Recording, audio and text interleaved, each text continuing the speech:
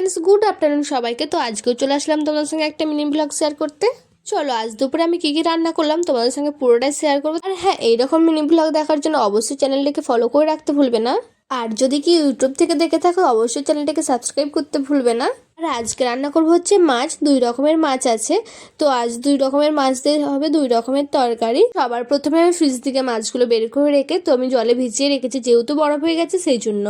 আর এদিকে ভাত করার জন্য সবার প্রথমে আমি চালগুলোকে ধুয়ে ভালো করে হাঁড়ির মধ্যে জল দিয়ে আমি ভাত চাপিয়ে দিয়েছি। এইদিকে কেটে রেখেছি সবজি যেগুলো রান্না হবে।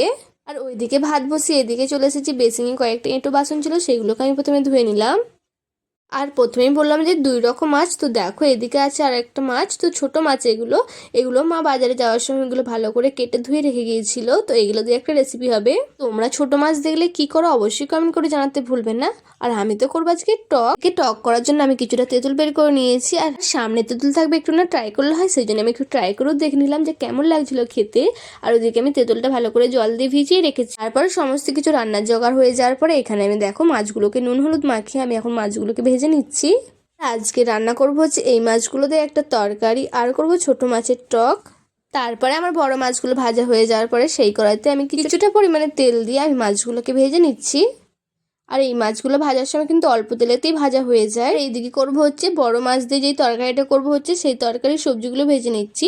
আর এই সবজির মধ্যে আছে হচ্ছে ঝিঙে, সজনে ডাঁটা আর আলু। সবার প্রথমে আমি সবজিগুলোকে ভেজে তুলে নিয়েছি, সেই তেলেতেই আমি দিয়ে দিচ্ছি কিছুটা পরিমাণে 5 ফোড়ন, কিছুটা পরিমাণে ক্যাপসিকাম কুচি আর কিছুটা পরিমাণে টমেটো দিয়ে ভালো করে ভাজা হয়ে গেলে দিয়ে দেবো আদা জিরে বাটা। তোমরা চাইলে পেঁয়াজ রসুন ইউজ করতে পারো, আমি যেহেতু পেঁয়াজ রসুনটা খুব একটা পছন্দ নয় আমি দিইনি। পরে গুঁড়ো মশলার মধ্যে ছিল লঙ্কা গুঁড়ো, হলদি গুঁড়ো দিয়ে ভালো করে আমি কষিয়ে নিয়েছি মশলাটা। মশলা কষানো হয়ে গেলে দিয়ে দেবো ভেজে রাখা সমস্ত সবজি, আর তার মধ্যে দিয়ে দেবো স্বাদ মতন লবণ দিয়ে ভালো করে আবারও একটু নেড়ে নিয়ে আমি দিয়ে দেবো জল, পরিমাণ মতো জল দিয়ে আমি সেদ্ধ করে নেবো সবজিটা। তারপরে সমস্ত সবজি সেদ্ধ হয়ে যাওয়ার পরে সবার শেষে আমি ভেজে রাখা মাছ আর কিছুটা পরিমাণে ডালের বড়ি ভেজে রাখা, তো সেগুলো দিয়ে ভালো করে সেদ্ধ করে নিলেই আমার রেডি তরকারি।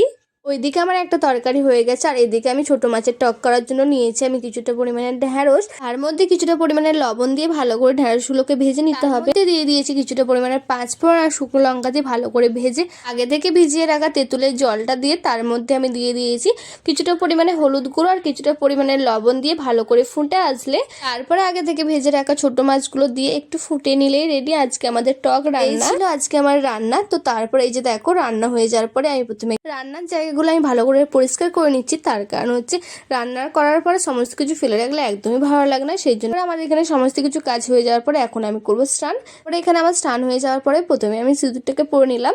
তো এখন আমার সমস্ত কিছু কাজ বাজ হয়ে গেছে, তো আমার গোপালকেও চান টান করানো হয়ে গেছে। তো এখন আমি করবো হচ্ছে দুপুরের লাঞ্চ। তো দুপুরের লাঞ্চ তো দেখতেই পেলে কি রান্না হয়েছে। তো একটা তরকারি করেছি আর ছোট মাছের টক। তো এই ছিল আজকে আমাদের মেনু। আর তোমাদের দাদাভাই খাওয়া দাওয়া করে কাজে চলে গেছে। ছিল আজকের ভিডিও। যদি ভালো লাগে লাইক কমেন্ট করতে ভুলবেন। আজকের মতন বাই বাই গাইস।